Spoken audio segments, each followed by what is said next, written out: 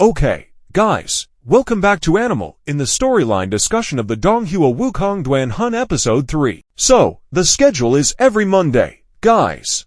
For Wukong, as usual before we dive into this week's episode, since last week we already covered some parts, let's just go over it briefly, alright?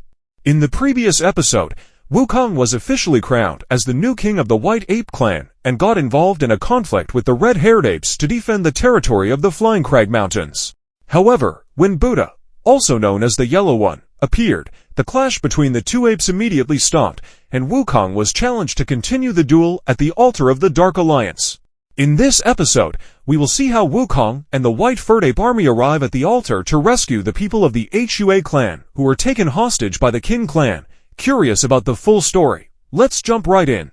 In the midst of the panic among all the Hua clan members who were about to be sacrificed, the leader of the Qin clan appeared, inviting the Yellow Ape King to immediately enjoy the offerings they had prepared. Not only that, the Qin clan elder also explained the reason why the number of offerings given always exceeded the requested amount. It was none other than to ensure their clan would receive extra protection from the Dark Alliance. The Qin clan leader even firmly declared that their clan was ready to provide even more offerings from this moment onward. So it was only natural for them to do whatever it took. Upon hearing the reasoning voiced by the Qin clan leader, the Red-Haired Ape remarked that the humans under his protection possessed an inherently selfish nature, one even worse than that of demon apes like himself. That comment, of course, drew a response from the Yellow Ape King. He explained that along the demonic path, humans are the most fragile beings, struggling to survive even if it means sacrificing their own kind. According to the Yellow Ape King, such acts of sacrificing fellow humans would gradually become something entirely ordinary. Regardless of his judgment toward human nature, especially the Qin clan, the Yellow Ape King and the Red-Haired Ape then turned their discussion to Buddha, also known as the Yellow One, who had already conducted a deep investigation into the stone-cracked king, Sun Wukong.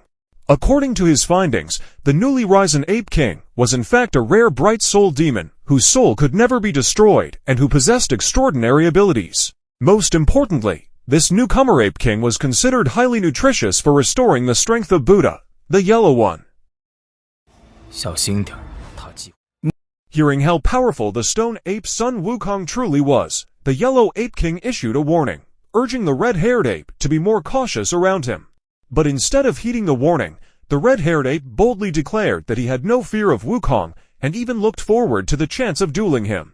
While the Red-Haired Ape was busy anticipating Wukong's arrival, the very one he spoke of was already sneaking into the altar grounds in secret, determined to rescue the Hua clan villagers from the dark sacrificial ritual.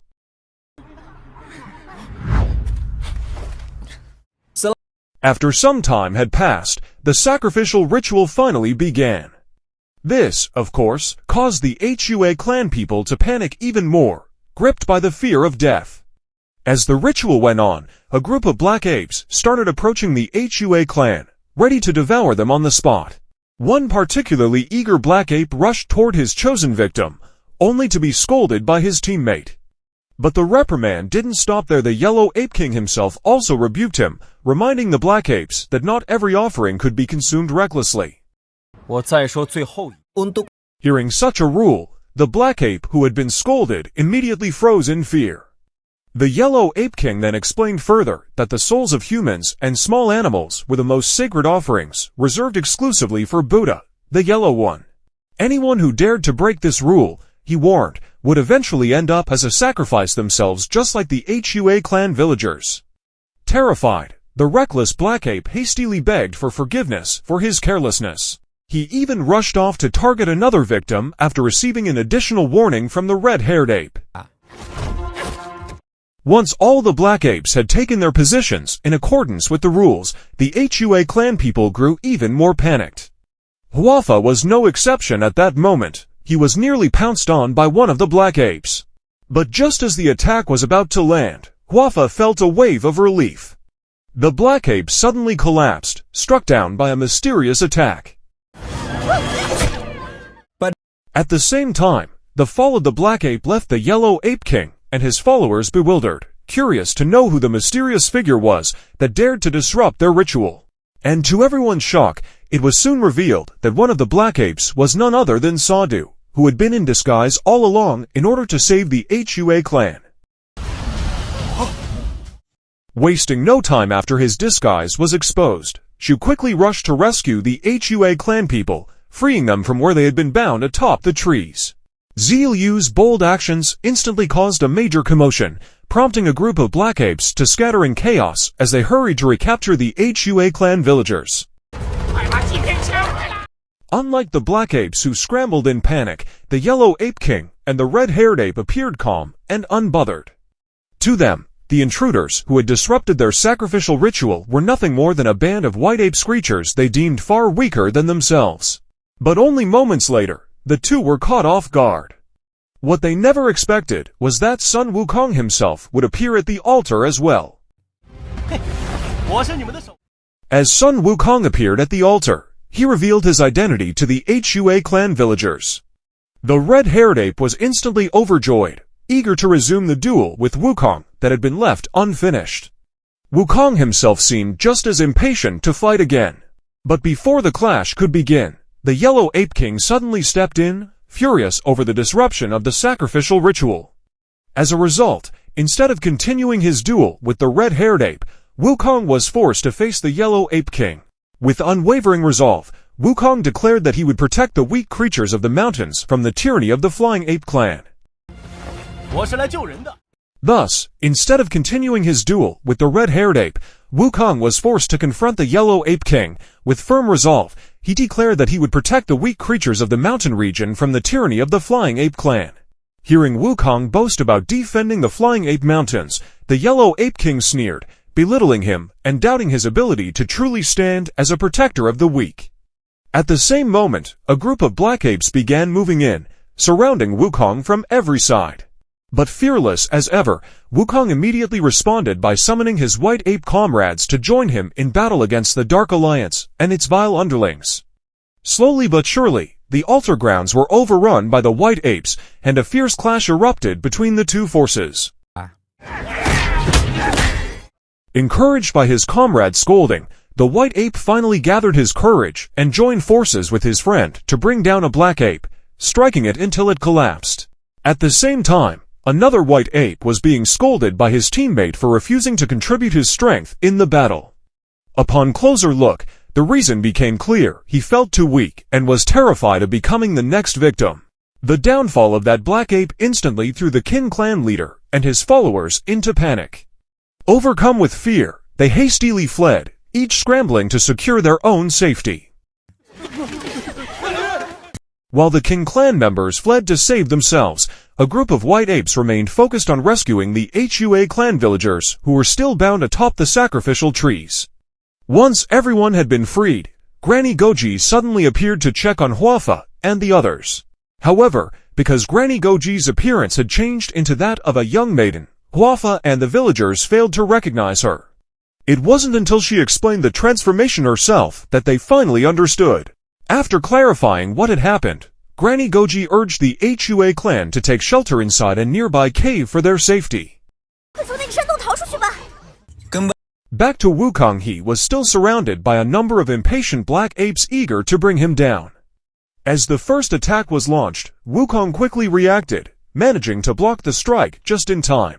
While he was fending off the Black Ape's assault, the Yellow Ape King spoke up, pointing out Wukong's influence. He explained that the White Apes normally lived in fear of the Black Apes, never daring to oppose them. But since the White Ape clan had now come forward on their own to challenge the Black Apes, the Yellow Ape King concluded that Wukong had already succeeded in reshaping the way his clan thought.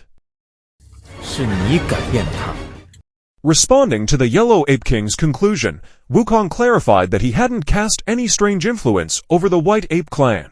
Instead, he had simply taught them that they must never live in fear of anything, and that their clan could only achieve true victory by standing up against their oppressors. Wukong's declaration, of course, enraged the Yellow Ape King, who grew even more infuriated by his words. At the same time, Wukong himself could no longer contain his anger toward the Yellow Ape King for his cruelty toward the Hua clan. Fueled by his fury, Wukong didn't hold back any longer. He launched a direct attack on the Yellow Ape King. The yellow ape king swiftly dodged, avoiding Wukong's strike and escaping harm. Meanwhile, Wukong suddenly found himself under attack from the red-haired ape, who ferociously went after his life from behind. Rather than being shaken, Wukong seemed thrilled finally. The fierce duel between them that had been postponed was about to resume. The two clashed violently once again. However, after a while, Wukong was suddenly struck by a sharp migraine caused by the red-haired ape, leaving him unprepared to withstand the incoming assault. Caught completely off guard, Wukong took the full brunt of the red-haired ape's attack, and for the moment, he was defeated in their duel.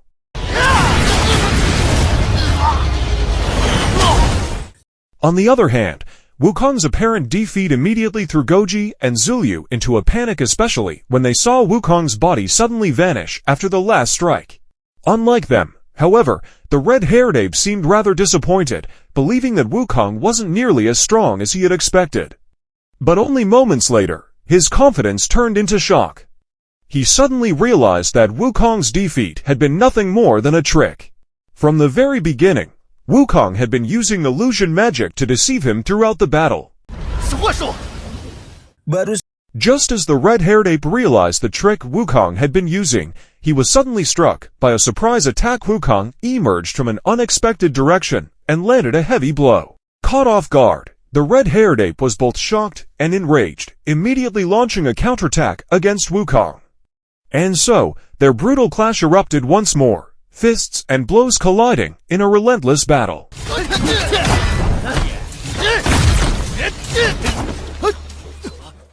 During this round of their duel, Wukong kept provoking the red-haired ape, deliberately fueling his anger. Unable to hold back, the red-haired ape once again unleashed his signature technique against Wukong. Believing he had finally defeated his opponent, he smirked with satisfaction, only to realize, once again, that Wukong had been using illusion magic to deceive him all along. Unable to tolerate Wukong's constant use of illusion techniques, the red-haired ape finally exploded in anger, demanding that Wukong face him in an open and straightforward duel. But while the red-haired ape's emotions burned out of control, Wukong seized the opportunity, launching a sneaky strike from behind. His surprise attack slowly brought the red-haired ape down. Yet, unexpectedly, that underhanded strike only fueled an even greater rage within him. Overwhelmed by fury, the red-haired ape was forced to transform into his true soul ape form, a colossal beast. In his massive form, he once again resumed his fierce duel with Wukong.